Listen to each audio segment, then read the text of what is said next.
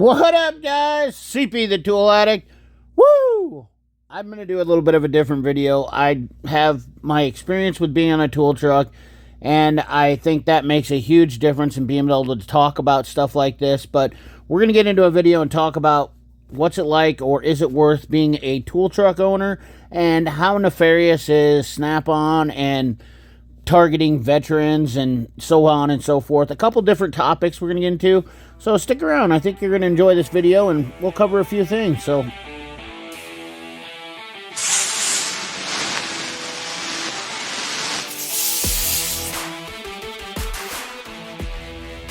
right, ladies and gentlemen, we're going to start the video, and we're going to kick it off, and we're going to talk about the big four, and we're going to address, you know, some of the individual tool truck dealers that do their own thing with gear wrench and whatnot. We're going to touch on that topic too. But we're going to basically talk about the big four here. You know, Snap-on, Matco, Mac, and Cornwell Tools, and discuss some of the things about owning a tool truck. And if you're thinking about getting into this business, or you were ever curious, we're going to cover as many answers as we can about how much it costs to get into it, as far as the franchise fees, certain NDAs, a lot of different topics that kind of round off and explain why I really don't have any need or want to be in the tool truck business anymore after doing it. And we're also going to talk about the positive things, because it's still not a bad business in my opinion. It's a good business, but it also has its drawbacks. But like anything in life, if it was easy, everybody'd be doing it. So, all right, so let's talk about the initial cost. Now, according to some web sources, this is, you know, a broad range here. Cornwell is probably about the cheapest franchise to get into, as you can see here, $164,000, $293,000, and that number can change with a lot of varying things. So I will tell you that I started my tool truck for under $50,000, and I think being a budget-minded person starting a tool truck is going to be one of the best things. You have to find every aspect and do all your research and do all your due diligence to figure out how to get into a tool truck at the absolute lowest cost possible, because in the end, it helps you out tremendously. If you go out and you spend the maximum of $293,000 to get into a tool truck, you'd leave yourself little capital, and that's, you know, you got to go to training, and that's like they say here, $5,000. It becomes really expensive really fast. I will tell you, with starting up a tool truck, because you get out on the route, you sell toolboxes, you have to pay for inventory, and it's just good to have more cash in your pocket always, which is financially smart. If you listen to Dave Ramsey, he'll always tell you that, you know, pay for everything as much as you can up front. But when you're talking about a residual company like, or a business like this that you actually gain income from, having cash flow is key. Absolutely 100%, 110% key. Now, of course, they have different costs for different franchises, like Matco, $80,000 to $340,000, you know, and average new franchise cost, they say, is $200,000. Some dealers might disagree with what I am showing here, and like I said, it's a pretty broad range, but it gives you a general idea of what it costs to become a tool truck startup and what these guys actually pay. You got the Snap-on initial cost right here, franchise, which I think this is Snap-on, or was this Mac? I believe it was Snap-on. Starting inventory, $344,000. It might have been Mac, one of the two. As you can see, they're all generally about the same. You know, you got an annual fee, travel and living expenses, starting inventory, $75,000, truck lease purchase, $180,000 to $13,800. Decal kits, whether or not they come, some tool displays, payment processing services, which means your credit card services. Believe it or not, that costs money. Professional fees, insurance for the first 6 months, uniforms, or, you know, if you just want to go with plain t-shirts or something, you know, I mean, there's all sorts of things. Computer systems, for lining up, open business. People don't think about this stuff. Business cards, stupid stuff like that, $250. License, permits, and authorizations, $350. Business software, learning how to do all this stuff, additional funds. It is a lot of additional funds for capital. Like I said right there, $50,000. If you have $50,000 capital income, that's a huge deal to have that. So It's about like buying a house, essentially. So if you've already owned a house and you've got a $300,000 house, you're basically now in debt $600,000 after you buy a business.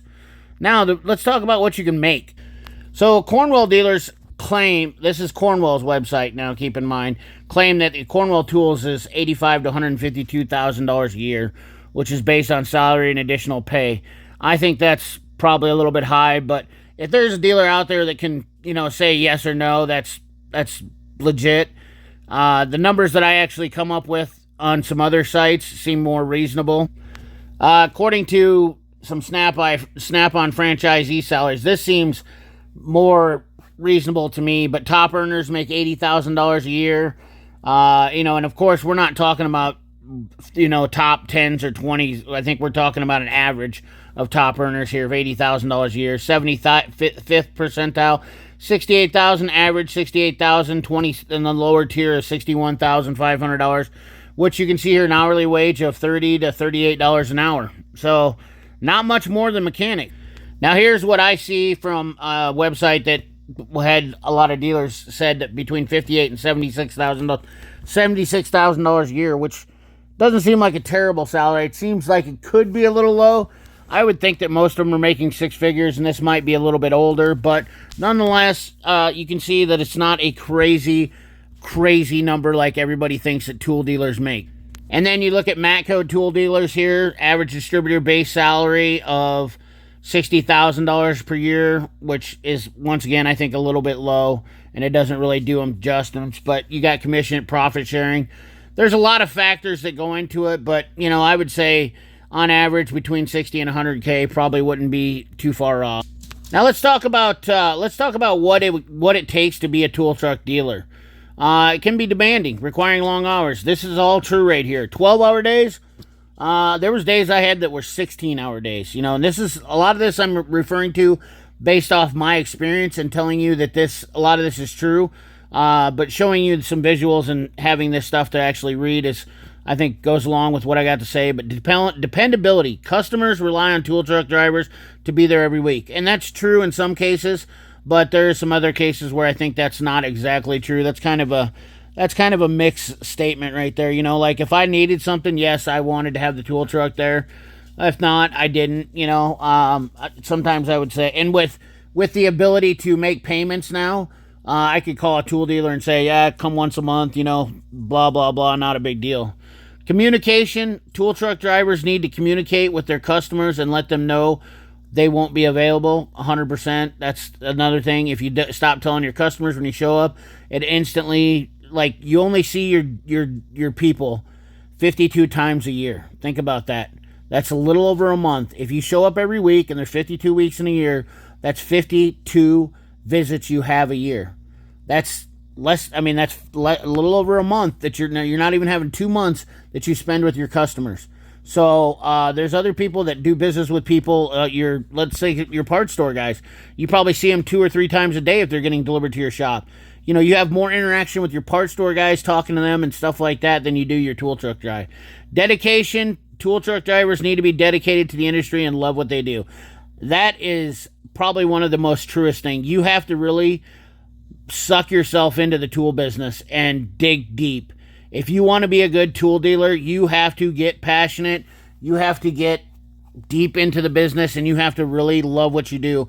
In order to be a successful tool dealer, and I will say this, a lot of guys can try to say that they don't think you have to, but I'm telling you what, if you are passionate and you know what you're doing, know what you're selling, you work with the guys and you try to help them out and find tools, a really good tool dealer can really be successful, because the fact is that he's working with his customers 110%.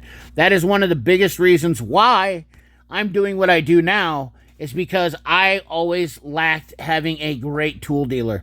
They basically showed up, showed you something that you didn't need. They had no idea about your customer needs or wants, and they just kind of were just trying to be salesmen. And I hated a salesman. I wanted somebody who knew what they were talking about, that could explain things to me, show me stuff, give me opportunities to buy a tool that would work for me and make me money. Now let's talk about failure rates of tool businesses here. And we're going to get into some Snap-on targeting of vets based off a previous video that I did with the quote-unquote bear, and explain something on that stuff that I really did not... that was some glazed over facts that were not said. But tool rate failures, 2.6% of the franchisees fail according to Mac Tools. And I think there's probably a little bit more. The failure rate of Matco franchisees in California was 36%. It does seem high, but without information, we'd be only guessing. And that's 100% true, and this is from 2010, as you can see. Just some basic information, not factual on this. Just doing some basic number stuff. And I only just pulled up this old one because I want to say 36% seems pretty legit from what my experience was when I was a Mac tool dealer. Everybody gets into the tool business thinking that they're going to just walk in, sell tools, and it's going to be all hunky-dory, and that's not the case. Like I said previously, you have to be passionate. If you come in, think you're just going to show tools and guys are going to buy tools, that's wrong. Ain't going to happen. You know, expenses with tool business or the tool trucks come up all the time. If your truck breaks down, you have to replace tires, you have to do maintenance. All those things are things that cost you money and could be an unexpected tragedy to your business, especially if it's not doing so hot. And then you have a bad month where you blow a transmission or an engine. You know, these are mechanical things and they fail. So, you know, that's why keeping that cash flow is detrimental for you. The thing about being a tool truck dealer that I absolutely loved was the people. Okay, granted, you're always going to have those couple guys that were just absolute miserable. It's no different than anything else in life. I mean, whether it's on YouTube, 5% of the people are miserable. You know, there's going to be somebody that comes in the comment section here that just whines and cries or, you know, disregards something because they're not unhappy with their own life. And there was always mechanics that did the same things. And I tried to help those people and cheer them up, but there's just nothing you can do with some people, you know. And starting out with a big, nice, huge tool truck seems like a great thing, you know, like setting yourself up, but quite frankly, that's not always the case because that truck's going to cost more money than you can afford. You know, if you had $300,000 capital sitting around and you wanted to get into a business that was going to make you your money back in 5 years, you know, then that would be great. But not everybody has $300,000 sitting around. But like I said, the people were what made it fun.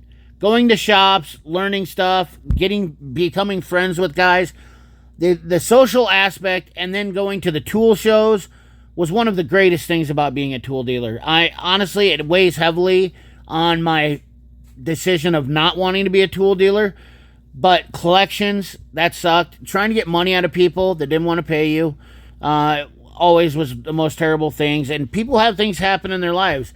I get that. I've had things happen in my lives where I've not been able to make payments when I had some disruptions, and it's being understanding to that is a complicated thing. You know, you need to make your money. They don't have any money, and you're put in a tough spot. You know, that's all there is to it. And you know, collections isn't always the greatest thing, or doing repos, not a fun thing to do. However, that being said, going out on the route every day, it can be rewarding, very rewarding. Especially when you have a nice clean truck that's full of tools, guys get on and they're having fun with you. Trust me, that's the best part of your day, you know, and sometimes getting in new tools and stuff like that really, really makes the joy of the tool truck a whole lot better. Now let's talk about some of the negatives. People say that Snap-on's targeting veterans. Well, all tool truck vendors want veterans to become tool dealers because usually veterans have a pension and they start off. And this little deal here was kind of an interesting topic that I kind of explored into and did a little research on. This was a Snap-on franchisee who had a 5-truck fleet, as you can read here, and was a successful business guy, did a lot of business, and in 2021 had a complete falling out with Snap-on. Now, the caveat to all this is Snap-on, or DeSantis, was a Rookie of the Year, 3 years separate, and was a great dealer, and obviously everything he seemed like he was doing was awesome. But I will tell you that people get a little bit big-headed when they say they're doing awesome things and they're great people and they, I'm the best, so I deserve a special treatment. So this unhappy franchisee.com had asked 12 questions to Snap-on from Nicholas Pinchek, or to Nicholas Pinchek, about the things that why they shut down this DeSantis route and this veteran. Why were they targeting veterans? Which I don't believe. This isn't a target on veterans. This all boils down to a couple of things. They put out franchise business reviews, top franchise for veterans. There is a lot of franchises that look at veterans because they have pension money and they have initial startup costs. It's not just Snap-on. It's a ton of franchises. And franchises then in themselves are a little bit tough to deal with. That's because of FDAs or NDAs. 548 pages for Snap-on. Freedom and control is a lie. And it's not just Snap-on. I will just point that out, that I'm using this as an example. But if you were to buy a McDonald's franchise, you have the same things that you have to abide by. In order to use their name, likeness, image, you have to follow by their FDD documents and complete control over you. You can't just come in and start selling double Whoppers in your McDonald's franchise. Now, I don't know, this is the problem with this whole deal with this DeSantis, is that I don't understand what exactly. There's some things that he said, but I have not been able to find what they take. Will they take your control of your schedule and your future? They can take control of the franchise and any of them. It's Mac, Cornwell, Matco, all of them can take control of your mobile tool truck because they're a franchise. They put that in their NDA, their non-discreet, or their NDAs. They put those in there, and it's kind of crazy that people don't read through those franchise agreements when they sign on to be in a tool truck, because that's a key thing of being a business. I would take that to a lawyer, go over everything, and feel if you're not completely comfortable with those things before you actually start buying into your tool truck, you didn't do your due diligence. Now, here's some of the reasons why he said that this franchise had a problem. First of all, they had a $30,000 engine repair under warranty. Snap-on vendor denied, which is LLDV or LDV. They denied that. They had a $130,000 insurance claim for tools his truck got broken into, and it was denied that he paid Snap-on Secure Corp. And then the routes developed by Kyle with Snap-on seized. His routes were seized. But the thing about all this is it was talked about that Kyle got this all blacklisted, I quote, blacklisted, because he spoke out against Snap-on. And legally, that doesn't seem like that's enough for him to get these accounts seized. And there's no other information about this claim or this case or anything else that I can find, which makes me kind of wonder what really happened. What all, you only hear one side of the story when they're going after this stuff. And it just makes me wonder, all this seems a little bit sketchy. Like, was the truck out of warranty? There was nothing said about the mileage or the year or when anything. They just said that the warranty repair wasn't under warranty. So if the truck was on the edge of warranty, it could cause problems. The insurance claim for stolen tools. Did he steal the tools? Did somebody steal the tools? I don't understand the claim. You don't get all the facts with this. This is a one-sided story that came from this group of Fran.com, VetFran, member of VetFran, and unhappyfranchise.com. There's multiple cases out there where you can look at any franchise business and you find them all over the place where people have troubles and they've gotten into trouble and did something sketchy and they don't literally, they have court cases. So, but there's nothing that tells me, I don't really see how it's a veteran targeted thing. It's just happened to be that he was a veteran. It's not a targeted veteran thing. His claim is that Snap-on refused to compensate him for his remaining tool inventory unless he signs a general legal release and non-disclosure agreement. So why didn't he just do that and be done? That's the other thing is, I don't understand it. If he wanted his money back, sign the general legal release and non-disclosure agreement. He would have got all his money back, which I'm sure probably happened. And then, of course, everything just went dark after that because there was nothing else to say. So, you can't always believe the stories you hear. Doing a little research and digging, I'd love to hear the side of the story from Snap-on to see exactly what happened. But once again, you're always going to have these issues with tool deals. And it doesn't go just with a franchise truck, neither.